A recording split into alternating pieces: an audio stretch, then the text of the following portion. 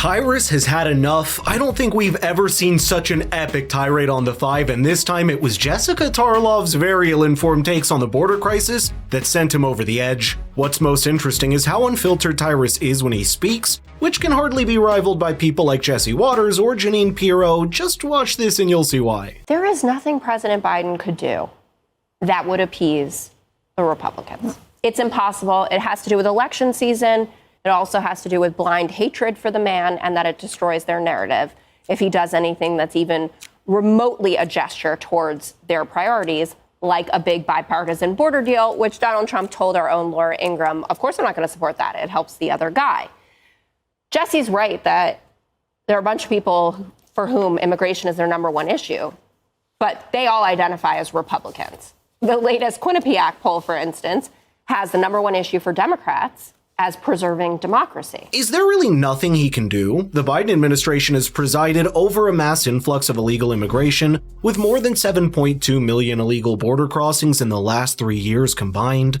Perhaps that's a good place to start, and you know why? The crisis at the southern border has shot up the issue of immigration straight to the top of the priority list for America's electorate, with polls revealing over 28% of Americans calling it the biggest problem in the country across the political divide, even above things like governance and economy. Maybe that's why we finally saw both Trump and Biden visit the southern border 2 weeks ago to cash in on the brewing resentment before the next election. And by the way, Jessica Tarlov did just mention the bipartisan immigration bill, and I do think it's worth stopping to see what it really entails. After all, it's a bill in the Senate being heralded as the biggest concession between the parties on a national issue like this. In the bill, funding worth $118 billion included just $20 billion for actual border security and over $74 billion as combined military aid for Israel and Ukraine. Predictably, the bill was largely rejected by the House Republicans and even by Donald Trump himself, despite Biden's calls for the other side to join in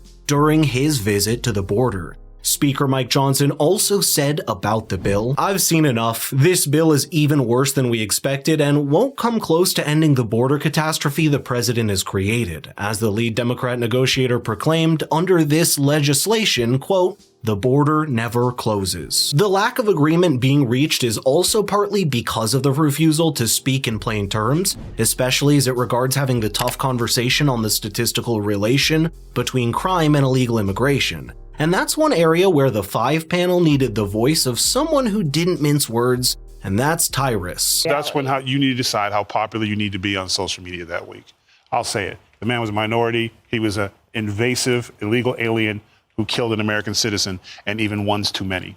And we need to say that. Anyone that comes into this country illegally, we're not against people immigrating. We're against people coming in the wrong way. And if you don't, and people who want to say it's racist because it hasn't hit them yet, wait until somebody hurts your family member. Wait till you get robbed and you ask what happened to the guy. Well, he's a this, that, whatever. And that's really at the heart of it. It's easy to use euphemisms or virtue signal on an issue when it's not really impacting you. The language around the illegal immigration debate has evolved almost as fast as the issue has gotten worse in America. From the blunt and to the point terms of illegal migrant, we shifted to undocumented citizen, then asylum seeker. Now apparently Joe Biden introduced the term newcomers just last week. If anything, this change in language gives you a direction of where the border crisis is likely headed, as well as the tool of confusion that these terms become in political discussions. But there's no confusion on why you need to diversify into precious metals with the help of Birch Gold, so click the link in the description or text the word FFIRA to 989898 to learn more.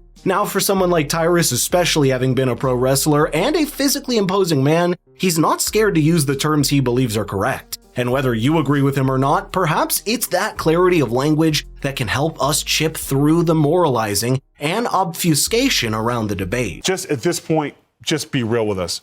You're fine. You got in office. You took every one of the executive orders. You went like that. You opened the door. Say, this is what we wanted. So we're breaking a few eggs. We're going to figure it out. We like this open border. It's working. Our constituents likes it. We're not changing anything. You don't like it, Republicans? Tough. vote. Just be like that. Don't go in there and be like, hey, let's talk about climate change. No. First of all, he was talking about the Texas wildfires and thanking first responders, which he was in the local area, so that made sense. He was Second in of all, the you were safest making place the in the argument. world You were to look making at the the border. argument for the bipartisan border deal, though. That would No. yes, you are, there's because you I don't need want more 7 no things on one. judges. I want one bill. I'm a one bill guy. All right. What do you mean You want that to is stop the one border? bill? Cool.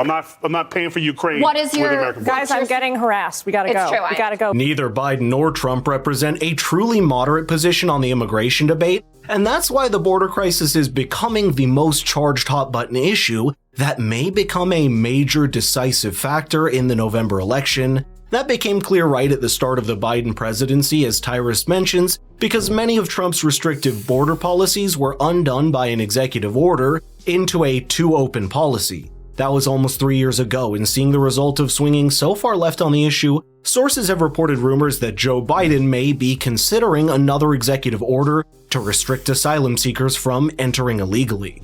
That's a move that would fall very close in line to Trump-era policies that were chastised as being, quote, racist and, quote, xenophobic. But the truth is, that's nothing more than a smear, because none of these two presidents are really racist or xenophobic. They're just unwilling to engage and reach out to have a discussion that at least includes the hard conversation.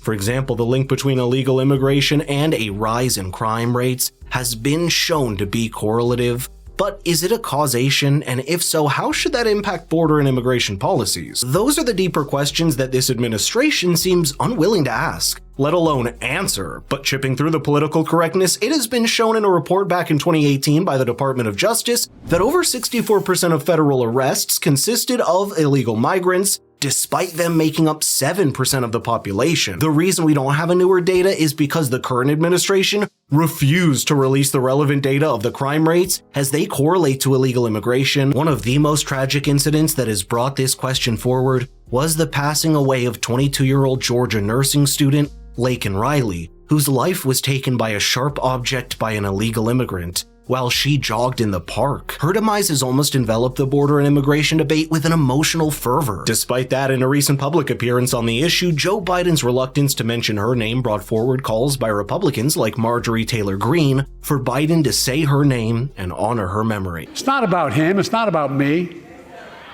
I'd be a winner. Not really.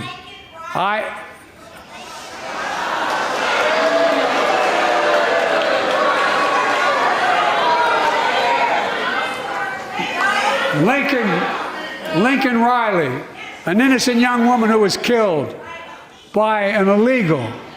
That's right. It's easy to see that for Joe Biden, after 3 years, the border and immigration crisis has become the weakest point for his political opponents to exploit. And in a political environment where this issue is at the top of the list for many Americans, it's hard to see Biden faring well against a character like Donald Trump, who's all too happy to weaponize the debate for political gain. All in all, I think we're going to see much more conversation on mainstream media, as well as more heated moments like the one between Jessica Tarlov and Tyrus. It's a sign that the people are confused, scared, and divided, and the only way to regain their trust is to start having the tough conversations.